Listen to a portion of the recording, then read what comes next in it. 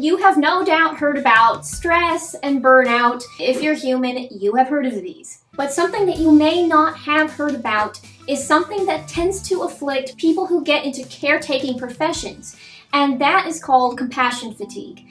I would not really call it an official disorder because I have never known it to be in the DSM, but whether or not it is a diagnosable disorder does not make it any less real for so many caretakers. This illness comes about whenever caretakers absorb too many negative emotions from the people that they care for, such as grief, pain, sadness, depression, anger, frustration, etc. If you have ever heard of caretakers being advised to take a semi-permeable approach to caretaking, this is the reason why.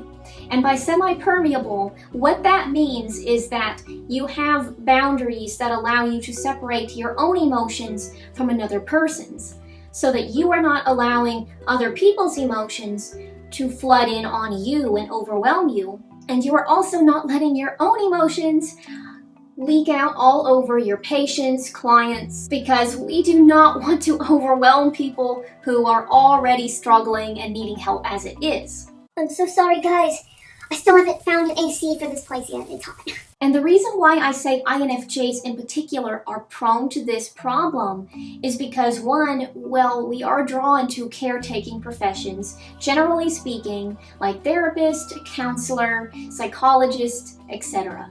But also because, well, empaths naturally absorb other people's emotions, and it can be much harder for us to put up boundaries. And I know that firsthand. It was my senior year of college and I was interning. I got to practice what I was actually learning about in my classes. And I can't tell you all that much for legal and professional reasons what exactly I experienced or anything about the people that I worked with.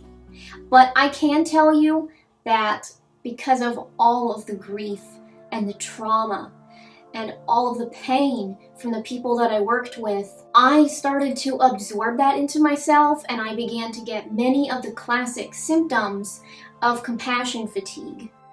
But my classes never taught me about compassion fatigue, and it wasn't until much later that I learned about it through my own research. So I had no idea at the time what was happening to me. The one that I remember most notably was numbness to emotion, both in terms of other people's emotions as well as my own emotion. And you would be surprised how much it actually takes your own emotions in order to empathize with another person. Because most of the time whenever I am empathizing with someone, I am going back into my past and I am saying, okay, this is what this person is feeling right now. When have I felt that same way? And if I can remember a time whenever I felt that same way intimately, it is so much more real for me to know what they are going through than if I never experienced it. If I have never experienced it, I can still imagine what it's like and I can still feel it.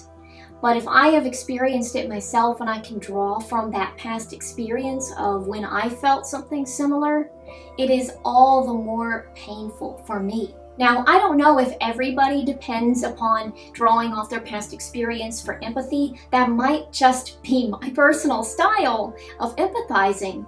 But whatever the case, whenever I was locked out of my own emotions, I had such problems tapping into other people's emotions. And that was really hard because it was hard whenever I was there interning, but it was also affecting every other aspect of my life. I remember the best friend that I made in college, he would come to me a lot and he would want to talk to me and get advice and actually it wasn't even normally advice, he just wanted empathy, which made it all the harder whenever he would try to confide in me and talk to me about something very emotional. And I could not empathize with him like he knew that I would normally. And I think it was my sister that he told at one point what happened to her. Why is she suddenly so cold and numb and just doesn't seem like she cares much anymore? It wasn't that I didn't care, because he and I are still good friends to this very day. It's just that I could not actually empathize with him during that time of my own emotions being so shut down. So technically anyone in a caregiving profession could get this. It's just that for empaths are just more prone to it because of this, I would not say inability to set solid boundaries. I would not say that we are incapable of it, but I can tell you firsthand it is so much harder to shut them off whenever you're an empath and make it to where there's a semi-permeable boundary there. If you are struggling with something already, say you feel like you already have compassion fatigue, what do you do? A few tips from psychologist 𝑻𝑰𝐿𝑦𝐿, PhD. She created what's called the Big Five of self-care, and those are adequate sleep, nutritious diet, exercise, relaxation, and socializing.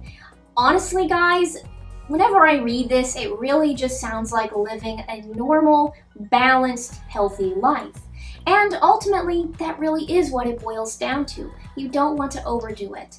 It is possible to care too much and to feel too much. Because as I found out personally, if you care too much and you feel too much, you might give so much of yourself that you have nothing left, or at least feel like you have nothing left, which, as you saw on the list, is one of the big symptoms of compassion fatigue. I really hope that this information helps you to be aware if you are in some kind of profession or know somebody in this profession and maybe or could be already struggling with something like this. Compassion fatigue is definitely very real, diagnosable or not, and it's definitely something to be aware of, and if you are struggling like this, you have my prayers. I wish you the best. I know what it's like. But I also know that if you have the strength to care for other people, you also have the strength to care for yourself.